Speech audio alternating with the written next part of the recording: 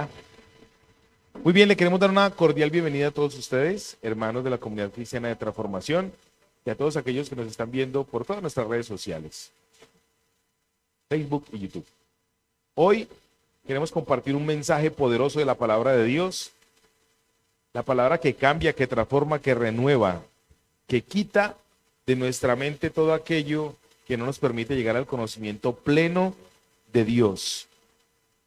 La palabra que nos ayuda a tener inteligencia espiritual conociendo la presencia de Dios. Dios es muy bueno.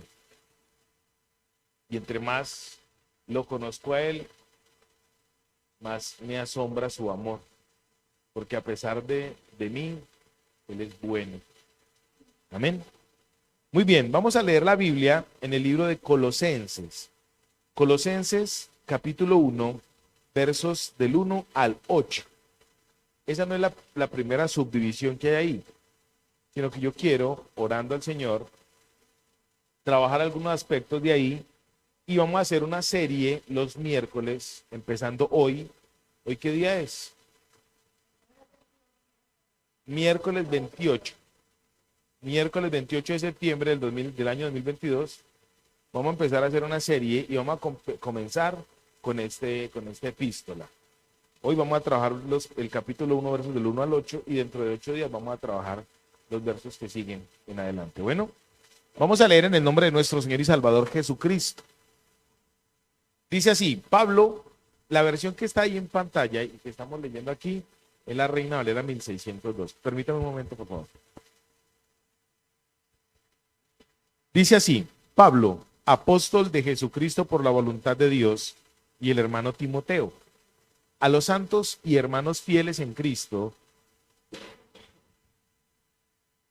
que están en Colosas, gracia y paz a vosotros de Dios Padre y de Dios Padre nuestro y del Señor Jesucristo. Damos gracias al Dios Padre del Señor nuestro Jesucristo, siempre orando por vosotros, habiendo oído vuestra fe en Cristo Jesús y el amor que tenéis a todos los santos, a causa de la esperanza que os está guardada en los cielos, de la cual habéis oído ya por la palabra verdadera del Evangelio, el cual ha llegado hasta vosotros como por todo el mundo y fructifica y crece, como también en vosotros desde el día que oísteis y conocisteis la gracia de Dios en verdad. Como habéis aprendido de Epafras, nuestro consiervo amado, el cual es un fiel ministro de Cristo a favor vuestro, el cual también nos ha declarado vuestro amor en el Espíritu. Démoslo hasta ahí, porque ya más adelante sigue la razón de lo que vamos a trabajar hoy. El mensaje de hoy lo hemos titulado Características del que anda en verdades. Sí. Listo, características del que anda en verdad.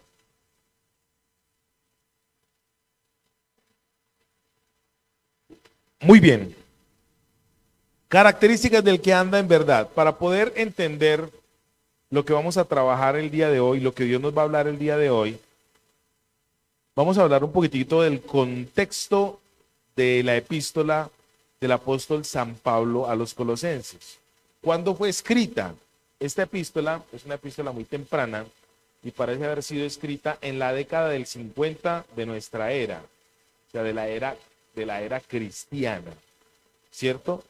En el año 50, entre el 50 y el 55 aproximadamente. El apóstol Pablo parece que nunca fue a la iglesia ubicada en Colosas. De hecho, la ciudad de Colosas estaba ubicada al lado del mar Mediterráneo, por la parte baja de Asia, en un río que se llamaba el río Lico. Y este río y esta ciudad, en el año 61 aproximadamente de la era cristiana, sufrió un sismo muy fuerte, un terremoto muy fuerte. Y esa ciudad se perdió prácticamente. Después de eso nunca se volvió a restaurar esa ciudad. El sector donde estaba ubicada esta ciudad es lo que el día de hoy se llama Turquía, o la parte baja de Irak. Irán, perdón, de Irán. Cuando Pablo escribió esta epístola, parece ser que estaba preso y como tiene la misma estructura de Efesios, parece que fue en el mismo tiempo y en el mismo espacio cuando escribió esta carta. Y a mí me llama profundamente la atención de esta carta, de esta iglesia que no aparece en el libro de los Hechos de los Apóstoles. Entonces no estuvo en los viajes misioneros que Pablo hizo. Se le atribuye la fundación de esta iglesia a un hombre que se llamaba Epafras, que está en el verso 8. Epafras, aunque no conocía al Señor Jesucristo personalmente, hacía la obra apostólica, pero él no fue apóstol. Él no estuvo en la escuela apostólica. No fue apóstol, Epafras. Epafras significa simpático o alguien que atrae. Y parece ser que este hombre, Epafras, era un discipulador tremendo. El hombre sabía lo que era discipular, el hombre sabía lo que era llevar a una persona al conocimiento de la verdad. La Biblia lo testifica. Parece ser que él murió martirizado. Pablo, cuando escribió a Filemón, ahí aparece el nombre de Epafras. Bueno, entonces el contexto más o menos es años 50, 55 de nuestra era.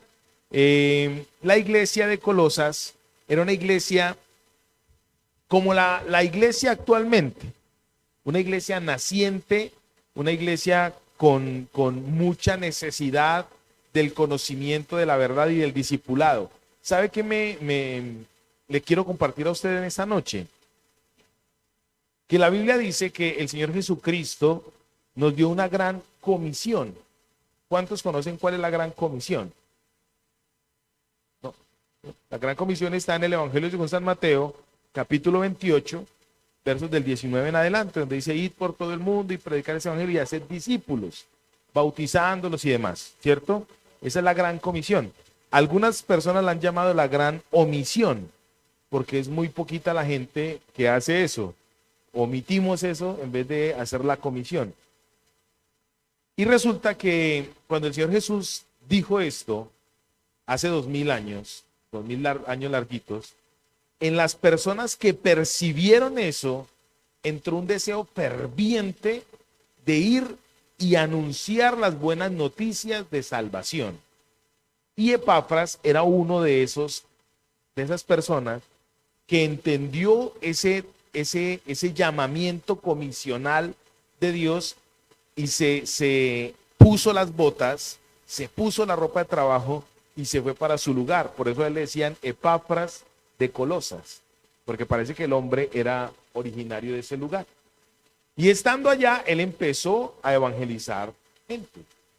Por lo general, cuando uno empieza a evangelizar gente, uno se encuentra y se choca con creencias filosóficas, religiosas, con creencias o estructuras de estilos de vida que la gente tiene. ¿O a usted no le ha pasado eso, Manolito? Cuando usted va a hablar, o a usted, mi querido Xavier, cuando usted le va a hablar a alguien del amor de Dios, lo primero que la persona saca es su concepto o su tipo de religión, ¿cierto? Su concepto filosófico: yo soy ateo, no, yo soy agnóstico, no, yo soy de la defensa civil. Alguna cosa sacan para colocarle a usted la barrera, ¿sí o no? Inmediatamente, yo respeto lo tuyo, ¿cierto que sí? Exactamente, saltan con cualquier cosa. El hermano Epafras, debido a su carácter carismático y alegre y simpático, pues parece que hubo gracia en él y empezó a ganar gente, empezó a hacer la tarea de discipular. Pero resulta que en la iglesia de Colosas empezó como cosa rara. Iniciando la iglesia, naciendo la iglesia, se empezaron a infiltrar filosofías raras. En el capítulo 2 de Colosenses, verso 8, dice el apóstol Pablo escribiéndole a los colosenses. Dice: mirad que nadie os engañe por medio de filosofías y huecas sutilezas, según las tradiciones de los hombres, conforme a los rudimentos del mundo, y no según Cristo. Él les dice: estén en la jugada para que nadie los engañe. Y al hermano Epafras se le comisionó la tarea de discipular a esta gente, de enseñarles a ellos la verdad. En ese momento, en la iglesia de Colosas, habían dos grandes enemigos que tenía la iglesia de ese momento.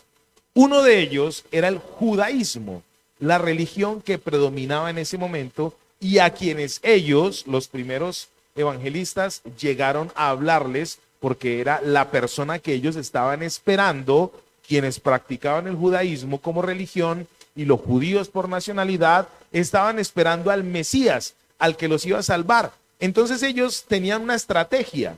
¿Cuál era la estrategia? Que iban y le hablaban a ellos de la persona que ellos estaban esperando. Entonces a los judíos fue a los primeros que ellos empezaron a evangelizar. Al mismo tiempo eran sus primeros enemigos, no los judíos, sino la filosofía del judaísmo. Eran los primeros enemigos de la fe cristiana, porque para ellos era imposible que se pudiese llegar al conocimiento de Dios sin necesidad de hacer rituales. Y para ellos era imposible que viniese este Salvador del mundo de una manera espiritual, porque ellos le estaban esperando de una manera material, carnal, política. Ellos no le estaban esperando carnal, terrenal, espiritual. Ellos le estaban esperando algo carnalito, terrenalito, natural. Ellos querían volver a la gloria de su nación. Ellos querían volver a tener la opulencia que tuvieron en otro tiempo. La iglesia lidiaba con esa primera orden de filosofía. Y la segunda, enemigo muy fuerte que tenía la iglesia en ese momento, era el gnosticismo. El gnosticismo prácticamente fue como cuando Satanás llegó al huerto del Edén. El Señor hizo la obra de creación y a los días le llegó esta criatura a poseer lo que no tenía que poseer. Así mismo ocurrió con la iglesia. La iglesia cristiana, la iglesia, el evangelio, empezó hace 2000 años aproximadamente, y al mismo tiempo empezaron todas las doctrinas demoníacas, satánicas, humanistas, empezaron a entrar a la iglesia, a permear la iglesia. En el Evangelio según San Juan, capítulo 1, dice: en el principio era el verbo, y el verbo era con Dios, y el verbo era Dios. Está hablando de Jesucristo. Porque resulta que el gnosticismo de esa época tenía dos corrientes muy fuertes. La primera corriente del gnosticismo de esa época era que ellos negaban la deidad de Jesucristo. Para ellos Jesucristo no había podido ser Dios encarnado. Ellos negaban ese concepto, el gnosticismo de esa época. Para ellos habían dos dioses, el Yahweh de los hebreos y el hijo, un hijo de Yahweh que era la manifestación del mal. Entonces para ellos, para el gnosticismo de esa época, ellos creían que Dios era el humano, era el ser, la persona, que llegaban al punto de plenitud de deidad a través de un conocimiento de lo que era la humanidad, de lo que era la raza, de lo que era la persona como tal, el ser humano como tal, el conocimiento del ser humano, lo ingenioso del ser humano, la capacidad creativa del ser humano, la capacidad argumentativa del ser humano, la diferencia que se veía en el ser humano y el resto de los mamíferos. La iglesia estaba muy permeada de eso porque los gnósticos, no entendían y no entienden, porque ahora hay una iglesia que se llama la iglesia gnóstica cristiana del Señor Jesucristo. Es una cosa loquísima. Es llegar a Dios a través de el conocimiento. Gnosis significa conocimiento en griego. Entonces, esos dos enemigos de la iglesia estaban en auge en ese momento. Estaban atacando la iglesia en ese momento. ¿Por qué cité el Evangelio según San Juan, capítulo 1? Porque en ese momento el Evangelio según San Juan estaba haciendo una apología, una defensa de la deidad de Jesucristo. Y Pablo le escribe aquí a los colosenses: ojo, porque hay una cantidad de judíos que se han querido meter a la iglesia a permearlos con el judaísmo, a permearlos con la religiosidad, a permearlos con algo que los va a alejar de la cercanía a Dios. Dios se está acercando a ustedes, pero ellos quieren meterles a ustedes en la mente que ustedes son los que llegan a Dios a través de los ritos y a través del conocimiento. ¿Están conmigo? Hace 2000 años ocurrió eso. Hoy en día estamos viviendo exactamente la misma situación. Hoy en día el ser humano se ha elevado a tal punto que el ser humano se cree Dios.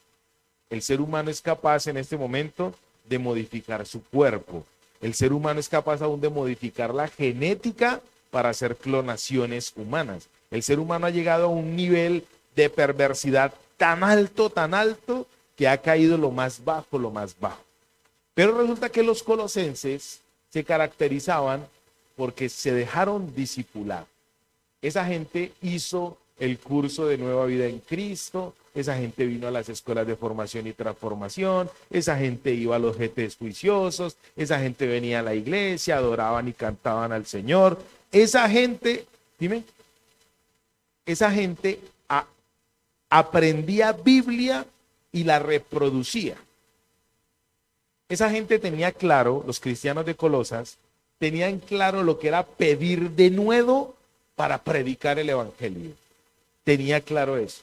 Entonces el apóstol Pablo empezó a escribirles a ellos y empezó a darles unas herramientas y a reconocer de ellos unas virtudes. ¿Y cuáles eran las virtudes que ellos tenían? Pues las virtudes más grandes que ellos tenían en el capítulo 2 de Colosenses, verso 9, verso 10 dice aquí, y vosotros estáis completos en él, que es Cristo, que es la cabeza de todo principado y de toda potestad. Ese principio lo tenían los colosenses. Los colosenses sabían quiénes eran, ¿en quién? En Cristo. Ellos sabían que en él estaban completos. Hoy, la iglesia cristiana actual no sabe ni para dónde va, porque están siendo llevados por todo viento de doctrinas.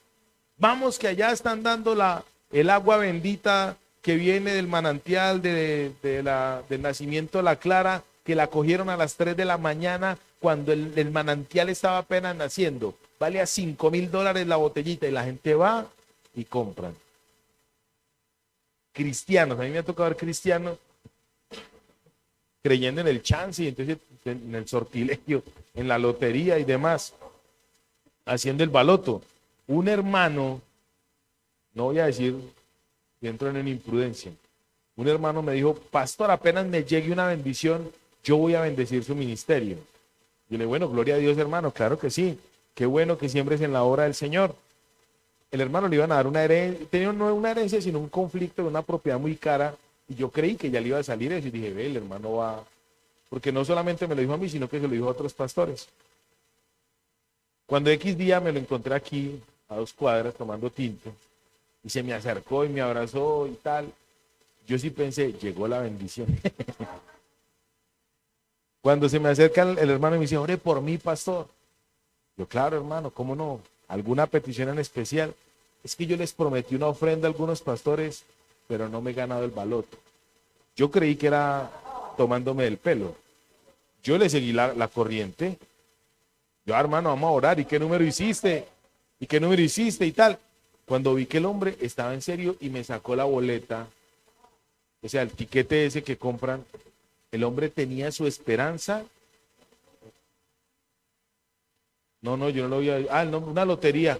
Del baloto, la lotería. Una lotería que paga muchos miles de millones de pesos. Bueno, muy bien. Entonces el apóstol Pablo reconoce en ellos que no se estaban dejando engañar, que ellos tenían algo que los cristianos debemos manifestar siempre, y es la plenitud que usted y yo tenemos ¿en quién? En Cristo. Yo no tengo que hacer nada para acercarme a Dios porque Él ya se acercó a mí. Yo no tengo que hacer nada para ser salvo porque Él ya me salvó. La salvación proviene del cielo. Yo lo único que tengo que hacer es empezar a rendirme a Él. Mi esposa colocó en estos días en el Facebook algo muy interesante, porque yo no me puedo quedar solamente en la cruz, porque ya la cruz cumplió su cometido. Cristo ya murió en ella, ya derramó su sangre. Y en esa cruz, dice Colosenses capítulo 3, capítulo 2, verso 14, dice que allá Él decretó las actas y los decretos que eran contra mí, Él ya las clavó allá en la cruz del Calvario, ya lo hizo. A Cristo, primera de Alexander 1:7, no se le entiende desde la crucifixión. A Cristo se le debe entender desde la resurrección, porque Él ya nos está esperando arriba. Él ya nos está preparando las moradas. Él ya está en este momento delante del Padre, delante del Dios y Padre de nuestro Señor Jesucristo, organizándonos el lugar a donde usted y yo vamos a ir a morar, a donde usted y yo vamos a ir a vivir, a donde usted y yo vamos a ir a habitar. Pero nosotros los cristianos estamos más centrados en las situaciones que están pasando aquí que en lo que Dios está haciendo por nosotros. Nosotros mismos coaccionamos el plan de Dios. Nosotros mismos limitamos el plan de Dios, porque nos hace falta entender más y conocer más a Jesús. Entonces la iglesia en ese tiempo tenía dos enemigos muy fuertes. ¿Cuál era el primer enemigo? La religión. Llámese como se llame, judaísmo, catolicismo, mormonismo, como se llame, la religión.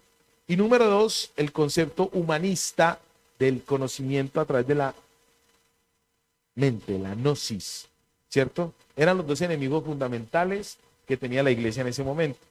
Entonces Pablo empieza diciéndoles a ellos en el capítulo 1, verso del 1 en adelante hasta el 8. Dice, Pablo, apóstol de Jesucristo por la voluntad de Dios, y el hermano Timoteo. Parece que Timoteo estaba acompañándolo en ese momento. Me gusta mucho porque en el verso 1, yo ya lo he enseñado acá, pero a mí no me es molesto repetirle, dice la Biblia, y a vosotros os es conveniente. El apóstol, aquí dice cuando dice Pablo, apóstol de Jesucristo por la voluntad de Dios, está haciendo una alusión a algo que Cristo redimió. Diga conmigo, Cristo redimió aún el lenguaje. Dígalo, Cristo redimió aún el lenguaje. Póngale pues cuidado, el apostolado en esa época, en la época del Imperio Romano, apóstol significa literalmente enviado. Pero resulta que el apóstol, según el concepto romano, era una persona que se iba, lo delegaban y se iba para algún lugar a manifestar o a colonizar o a conquistar un espacio determinado, un pueblo determinado, un área geográfica determinada. Era un enviado ¿de dónde? Del Imperio Romano en esa época. Entonces resulta que el apóstol iba y el apóstol iba a infundir, a colocar, a implantar la filosofía, el pensamiento, las culturas, ¿de dónde? Del imperio al que él le servía. Entonces, en este caso, el apóstol Pablo, cuando Cristo redime el lenguaje, ya la comisión que tenía el apóstol no era ir y hablar y establecer el reino o el imperio romano, la filosofía del imperio romano. ¿Era qué? Todo lo contrario, el celestial. Él iba a implantar el pensamiento ¿de dónde? Del reino. Él iba a colocar la conducta ¿de dónde? Del reino. Él iba a hablar ¿de quién? Del rey. Él iba a hablar de las virtudes ¿de quién? Del rey, ¿cierto? El apóstol iba a hacer eso. Esa era la comisión del apóstol en su momento. Entonces Pablo está diciendo, yo soy apóstol de Jesucristo y tengo que ir a cumplir la comisión que él me dijo. Y una de las grandes comisiones que el Señor estableció es que enseñemos que Jesucristo es Dios, es Señor, es eterno. Entonces él tenía que implantarlas. Ahí me estoy dando a entender. Entonces verso 2 dice, a los santos y fieles hermanos en Cristo que están en Colosas. Me gusta mucho porque aquí parece ser que el apóstol Pablo hace en la primera parte a los santos. ¿Cuántos santos hay de Dios acá? ¿Cuántos santos hay de Dios en este lugar? Somos santos de Dios. ¿Saben qué significa la palabra santidad? ¿Sí? Es estar apartado con y para un propósito. Santo no es que cesó de pecar. Santo es que usted está apartado. Aquí el apóstol Pablo no está haciendo distinciones. No está diciendo al santo que tiene más plata, al santo que más diezma, al santo que más veces va a la iglesia. No, él no está haciendo esa distinción. Él simplemente está diciendo al santificado por el rey. A esos santos me voy a dirigir. Me gusta mucho eso, porque quiere decir que lo primero que viene a implantar el reino de Dios en mi vida es ¿qué? La santidad de Dios. Que Él me separó a mí con un propósito. O sea que usted no está despropositado, usted tiene un propósito. Dios tiene un propósito con usted. ¿Cuántas veces usted se siente despropositado en el día? Muchas veces, ¿sí o no? Muchas veces uno siente que el propósito no existe. Pero yo, ¿por qué estoy pasando por esto? ¿Será que Dios se olvidó de mí? ¿Será que ya no es? ¿Será que el Señor? Es más, usted le silba a Dios. ¿Qué pasa, Dios? ¿Qué pasa? ¿Por qué no me mira? Aquí estoy, yo le dio diezmo y usted...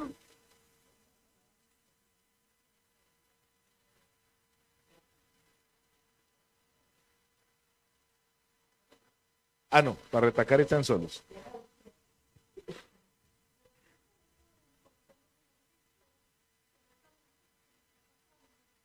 Muy bien. Nosotros, por lo general, empezamos a creernos que estamos en un despropósito total. Pero Dios quiere venir a implementar en nosotros, ¿qué? El reino. Que usted y yo seamos una colonia celestial. ¿En dónde? Aquí en la tierra. Yo soy, mi nacionalidad es colombiana, pero mi verdadera ciudadanía, ¿de dónde es? Celestial. Xavier está aquí de paso. Su nacionalidad es venezolano, pero su verdadera ciudadanía está ¿en dónde? En el cielo. En el cielo. Hoy entendí algo de la manera más ridícula. Estaba guardando las mesitas de lo de la cena del sábado. Entonces coloqué unas cinticas y tal para que las paticas no se cayeran. Y cogí con un bisturí, me estaba cortando la cinta y me corté un dedo. Y entonces me puse una cintica ahí sin ni curita ni nada, una cintica ahí. Y entendí algo que dice la Biblia en primera a los Corintios capítulo 2. Cuando dice que cuando un miembro del cuerpo se resiente, se duele todo el cuerpo, se resiente. Me coloqué una cinta y después para colocar, no, me manié. Y dije, pero vea tan raro. Entendí, y eso me produjo a mí en el corazón cierta afinidad con más hermanos. Yo empecé a pensar en algunos hermanos de acá en la iglesia y dije, Dios mío, ¿cómo hacemos para poderle ayudar a estas personas? ¿Cómo hacemos? Y empecé a orar por ustedes, por ciertos hermanos de acá y dije, Dios mío, ayúdenos. Porque la idea es poder manifestar el reino acá y que entendamos que somos un ¿qué? Un cuerpo. ¿Están conmigo? Bueno. A los santos, y dice, y fieles. Parece ser que el apóstol Pablo se dirigió no solamente a los cristianos, sino a los que no se estaban dejando permear por esos conceptos que había en ese momento en la iglesia. A esos santos y a esos fieles les voy a escribir algo y les dice, gracia y paz sean a ustedes de Dios nuestro Padre y del Señor Jesucristo. Cuando usted empieza a entender la santidad de Dios y empieza a serle fiel a Dios, ¿cuál va a ser el resultado para usted? Gracia y paz. Son dos regalos que nosotros, hasta que no los disfrutamos o no los perdemos, no nos damos cuenta de lo que tenemos. O cuando lo disfruto o cuando se me va. La gracia y la paz. ¿Usted quiere saber de qué, de la gracia de Dios, de para qué es, por qué es? Empiece a meterse con Dios. Y va a ver la gracia y la paz de Dios. Gracia en un momento de angustia, que le llegue a usted una respuesta. Gracia en un momento en el cual usted se sintió mal porque pecó y ver cómo Dios lo restaura, lo restituye, lo vivifica, usted va a empezar a entender que es gracia en ese momento. ¿Están conmigo? Muy bien. Entonces ahora sí ya con este pensamiento en su mente vamos a mirar las características que debe tener una persona que anda en la verdad, una persona que se deja discipular, una persona que como los discípulos de Epafras y de la iglesia de Colosas conocían a Jesucristo. El que conoce a Jesucristo sabe y entiende que por la gracia de Dios Jesucristo es ¿qué? Dios. Jesucristo es absoluto. Hay gente que pelea con eso todavía. Pelean con la deidad de Cristo. El evangelio, según la filosofía, Paulina tiene dos elementos fundamentales. Uno, el primer elemento es la deidad de Jesucristo, el Jesucristo vivo y resucitado. Y dos, la misericordia para con las personas, las buenas noticias, enseñarle a las personas las buenas noticias, que hay solución para el problema de cada una de las personas. Entonces, si usted es de ese corte de personas, entonces va a tener estas cualidades. Así como Pablo dijo, ustedes ya están completos en Cristo. ¿Están conmigo? Primera característica. Verso 3 dice, siempre orando por vosotros, damos gracias a Dios, Padre de nuestro Señor Jesucristo. Primer característica de una persona que sabe identificar la verdad, que vive en la verdad, que conoce que este mundo es pasajero, es temporal, que este mundo está que se acaba, es que tiene comunión con Dios a través de ¿qué? Ya. Hemos hablado mucho, hemos predicado acerca de la oración. ¿Qué es orar? Es así de sencillo y lo hacemos. No me diga sí, no me diga no, usted lo sabe. Pero característica que tiene una persona que conoce la verdad es que ora. Cuando una persona viene con una doctrina rara, usted lo entiende, porque usted tiene comunión con Dios. Y en la medida que se ejecuta, se fortalece ese músculo, entonces usted va a tener comunión con Dios. Y el Espíritu Santo le va a decir, como decían los amigos mexicanos, aguas, aguas. ¿Ustedes saben de dónde viene el significado de la palabra aguas? Después les digo. Muy bien. Siempre orando por vosotros, damos gracias en el verso 3, gracias a Dios, Padre de nuestro Señor Jesucristo. En ese mismo verso está la segunda característica. La segunda característica es reconocimiento de la doctrina del Dios verdadero. Reconocimiento de la doctrina del Dios verdadero. Cuando usted empieza a reconocer la doctrina, les estaba diciendo que los gnósticos en esa época creían en un Dios que tenía una parte buena y una parte mala. El yin yang, el bien y el mal. Y los gnósticos de esa época le atribuían a un Dios creador de algo que tenía un hijo que era medio malito. Entonces, esas doctrinas se permeaban, llegaban y trataban de introducirse en la iglesia de una manera muy sutil, porque los ponían ¿a qué? A razonar.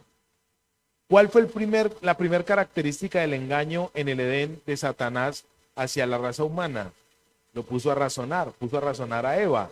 Le dijo, con que Dios ha dicho, no comas de ese. ¿La puso qué? A razonar. Le puso a razón a lo que no tenía que darle razón.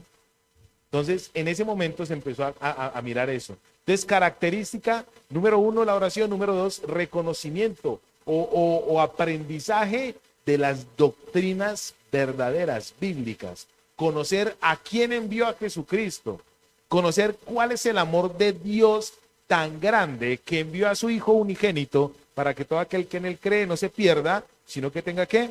Vida eterna. Es así de sencillo. Dios quiere que usted y yo entendamos eso, las doctrinas básicas de la Biblia. Doctrinas básicas de la Biblia, doctrina de salvación, doctrina de pecado, doctrina del hombre, doctrinas básicas, doctrina de redención, doctrina de justificación. Dios quiere que usted y yo entendamos esas doctrinas básicas y cuando las entendemos, o por lo menos las reconocemos, va a venir algo que no es de Dios y se va a ¿qué? Se va a identificar. Entonces, cuando yo ando en la verdad, más fácil identifico una mentira. Ustedes saben el ejemplo que he colocado siempre del Departamento del Tesoro en Estados Unidos. Cogen a una persona 5 años y les enseñan a conocer los dólares verdaderos. De manera tal que cuando venga el dólar que es falso, lo identifican sin ningún problema. Verso 4. Otra característica del que anda en la verdad es: habiendo oído de vuestra fe en Cristo Jesús y del amor que tenéis a todos los santos. La otra característica es que dice ahí, habiendo oído, ¿quiénes habían oído?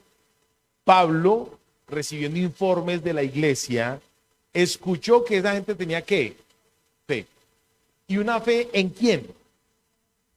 O sea que lo que los estaba atacando, a ellos en su momento, lo que los estaba atacando a ellos en su momento, ellos estaban haciendo una, digamos así, contraataque.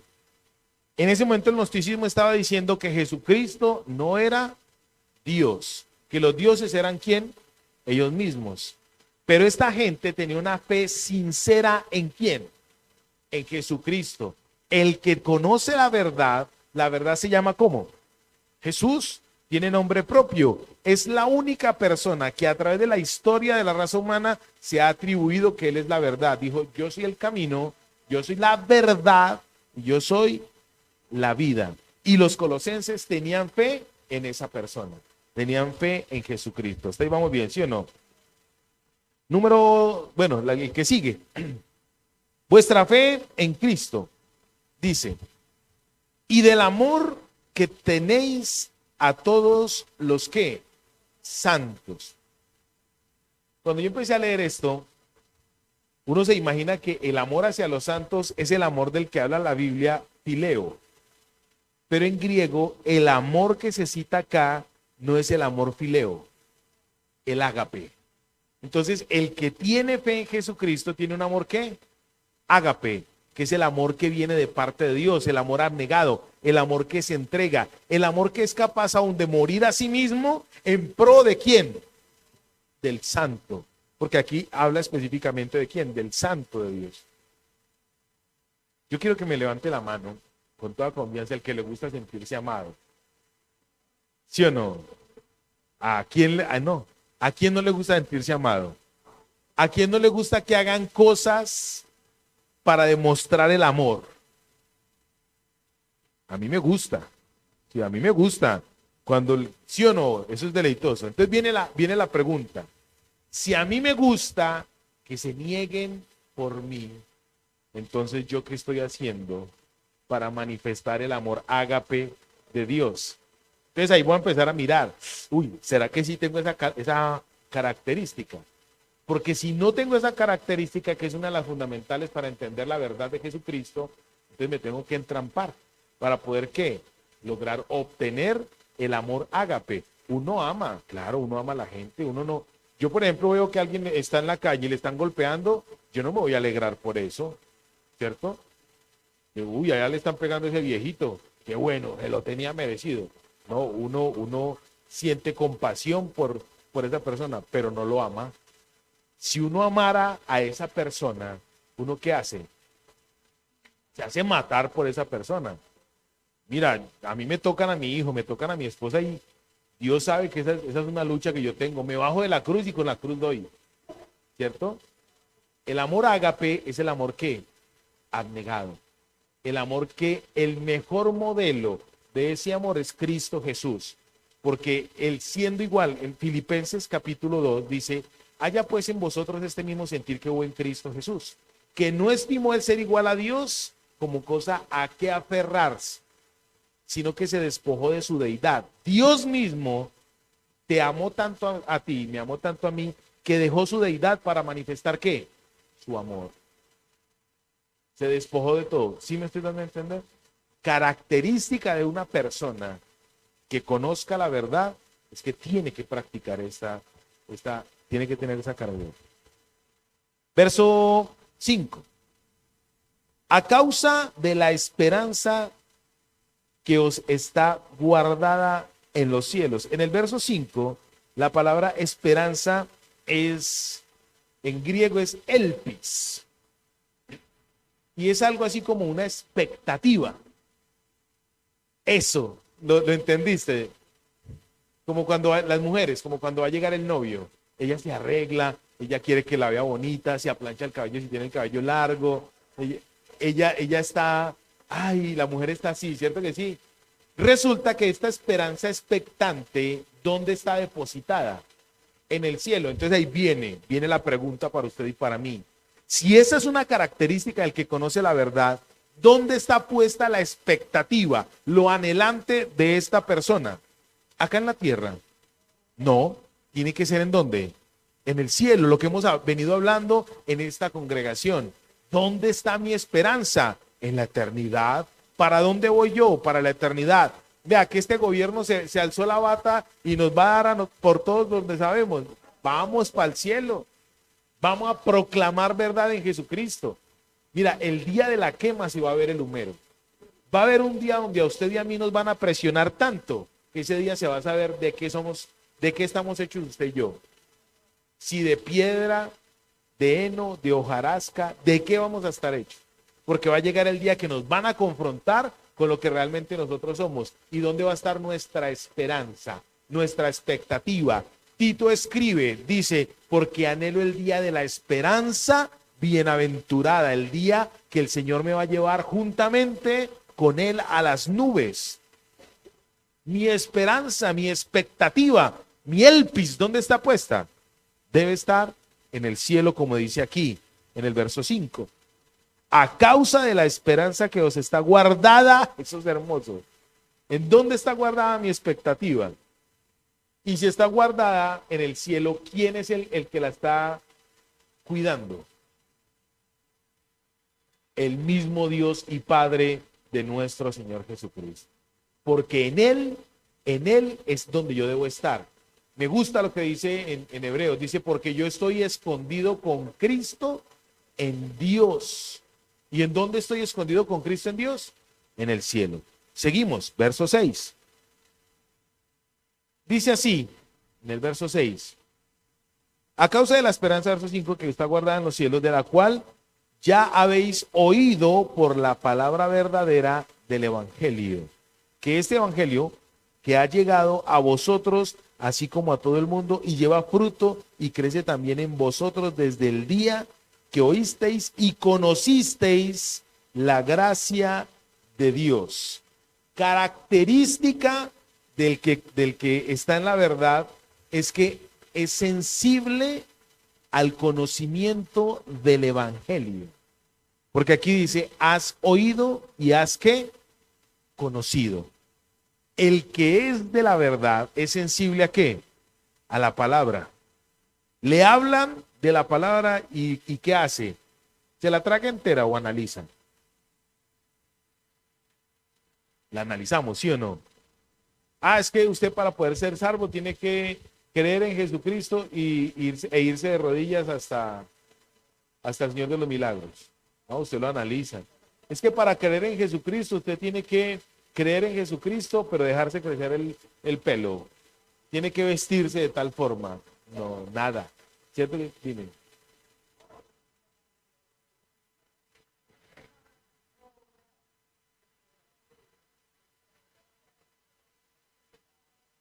Ajá. Ajá. Le van a llegar 100.000. Así es. Muy bien. Sensibles. El que anda en la verdad es sensible al conocimiento de las doctrinas y de la palabra de Dios. ¿Están conmigo? Para ir terminando, verso 7. Como lo habéis aprendido de Epafras. Diga conmigo, el que anda en la verdad se deja discipular. Característica del que conoce la verdad es que se deja discipular. Epafras era un tipo discipulador. Era un tipo que ganaba almas y les mostraba quién era Jesucristo a través de la Escritura. Cuándo se hablaba de él en el Antiguo Testamento y cómo se empezó a manifestar hasta llegar al clímax de la gloria de la resurrección. Y ahí los tenía. El que anda en la verdad, tiene características que hace, se deja discipular. Así que si usted de pronto en la iglesia un hermano que se le dice, hermano, en la iglesia vamos a empezar los discipulados en las escuelas de formación y transformación. ¿Te gustaría estar? Es que más bonitas se me han caído de la cama. No, yo aquí en la casa aprendo. Yo veo muchos pastores por YouTube y ahí difícil, muy difícil. ¿Están conmigo? Terminamos en el verso 8 con lo siguiente. Verso 8 dice, Epafras, quien también nos declaró vuestro amor en el Espíritu. Declarar Aquí no es declaro que voy a, no, es mostrar. Declarar es mostrar. Por ejemplo, cuando Manuel le propuso matrimonio a Lorena, ¿qué hizo? Le declaró le manifestó un deseo que había en dónde, en su corazón. El que anda en la verdad, ¿qué hace? Dice aquí en el verso 8, quien también nos ha declarado vuestro amor en el Espíritu. Se repite la palabra amor, en griego es ágape. Entonces el que conoce la verdad, ¿qué hace? Manifiesta el amor de Dios hacia otras personas en un discipulado, en enseñarle a la gente las buenas noticias de salvación. Ve, hay gente endeudada, hay gente abatida, hay gente en desesperanza. Esas personas, ¿qué hay que hacer con ellos? Mostrarles el amor de Jesucristo. Y el amor de Jesucristo, recuerde que es abnegado, es paciente, todo lo soporta, no busca lo suyo propio. Y esas características en nosotros se manifiestan, ¿sí o no? Aquí yo he visto en esta iglesia hermanos, en esta iglesia yo he visto hermanos abnegados, hermanos que se les corrige y ahí mismo dicen, sí, hermano, cuando un hermano le exhorta, o sí, pastor, usted tiene la razón. Aquí yo lo he visto en esta iglesia.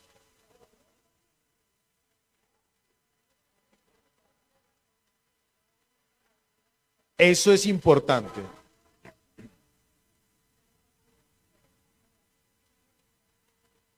Amén. Amén. Cuando uno empieza a andar con uno viene a Cristo lleno de ¿qué? De mañas, de vicios, una naturaleza ¿qué? Caída, una naturaleza caída, viene enfermo, viene roto sentimentalmente, espiritualmente, uno viene roto. Cuando viene a Cristo, ¿qué está esperando la persona que viene a una iglesia? Que el que está ya medianamente lo rodee, medianamente. Mira, yo me he dado cuenta de algo. Cuando uno va a una iglesia, a mí me pasó, cuando yo empecé a venir a la iglesia cristiana, yo no iba con expectativas de que me dijeran algo, pero una persona me dijo algo y me motivó. Una hermana que se llama Maite, yo sé que es un discurso, pero lo que ella me dijo a mí, yo lo creí. Cuando yo llegué a la iglesia, la hermana Maite se me acercó y oró por mí una oración sencilla. Me dijo, ay hermano, yo siento decirle algo. Yo sé que Dios va a hacer grandes cosas con usted. Así me dijo. Y eso a mí me marcó. Eso a mí me marcó. A los años, cuando ya era pastor, la hermana siguió siendo una hermana de la iglesia. Me dice, ay hermano, vio que yo se lo dije. Hay algo de alguien que está esperando que usted manifieste ¿qué? El amor de Dios. No siempre el amor de Dios se va a manifestar con plata. No siempre el amor de Dios se va a manifestar supliéndole las necesidades. La compañía, la empatía, las buenas relaciones. El que anda en estas cosas va a conocer la mentira. ¿Están conmigo? Terminamos con lo que dice en el verso. Vamos a leer el verso del verso 8 al